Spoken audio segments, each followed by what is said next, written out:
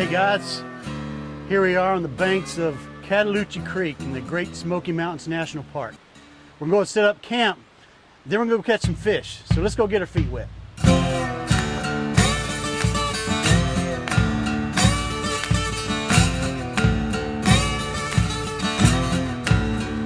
Well, we got the camp set up. Now let's go do some fishing. Let's go. This way.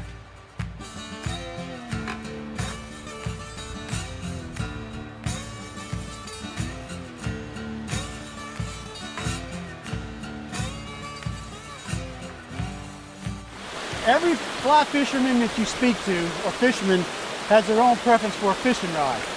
They develop a style over time. Some people like really long fishing rods, and that's even developed into people using the Takara fishing rods, which is about 10 to 12 feet long.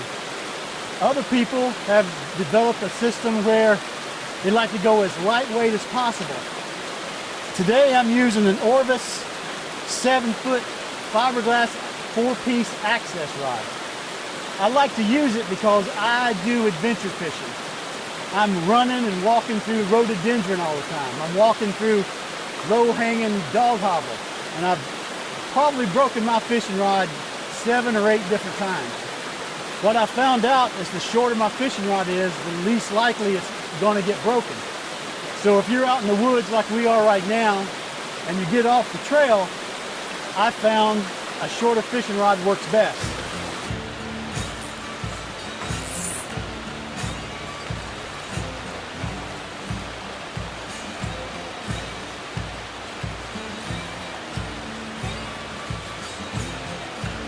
Just missed one, little tap. Sometimes you hit it so lightly that you'll miss it if you're not paying attention.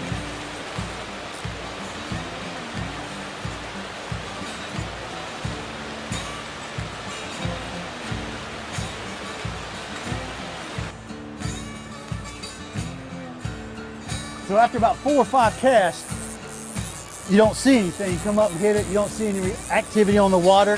You got a couple of choices you can make. You can adjust what you're fishing with. You can get up and move, which a lot of people do, or you can adjust where your fly is fishing for in the depth column. So what I like to do is put a little split shot right above my Prince nymph. And that will get the weight. The weight will take the nymph down on the bottom and make it bounce along the bottom. And so the fish holding down low will be down there and they're most likely to hit it. They're not going to come up because the food's not there. The food's bouncing along the bottom, right? And that's where you want your nymph to be. So let's give that a shot.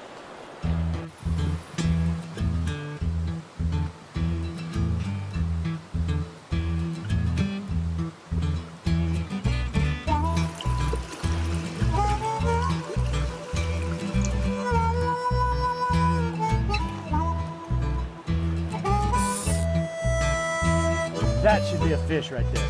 It should be.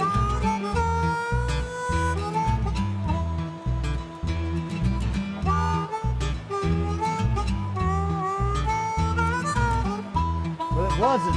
It should have been a fish.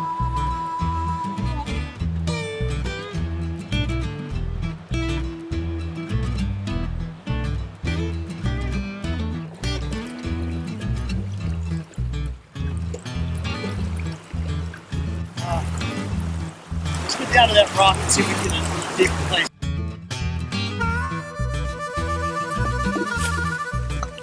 Got no choice.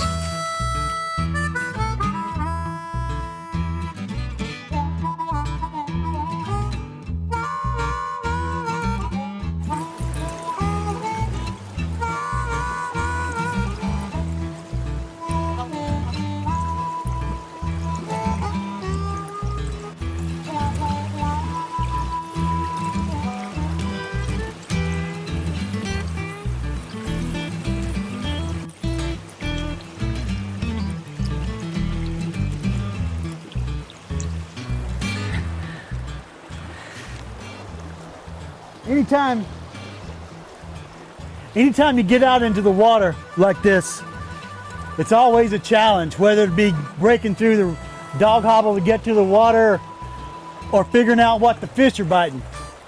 You know, that's what I love about backcountry fishing, especially backcountry fishing on wild streams with wild trout in them. They always keep you guessing. You know, I'm looking at the water and I'm seeing bugs come off. You know, I'm not seeing anything come to the top. But as I walk up here and sat down on this big rock, I'm looking here and you see a lot of little bug residue. A lot of little tiny midges that are dead somewhere on this thing. So I'm going to change tactics here. I'm going to go with something a little smaller because that's what I see here. And if this is right here, it's what the trout are eating down under. And I'm going to go deeper and bounce them off the bottom. Maybe that'll work. I hope so. If not, and it's what I always have told my kids and anybody I've taken fishing, if I had ever been worried about the amount of fish I was catching, I would have probably stopped fly fishing about 18 years ago. It's always a dose of humble pie. And right now they're getting me. But we'll crack the code and we'll catch something here.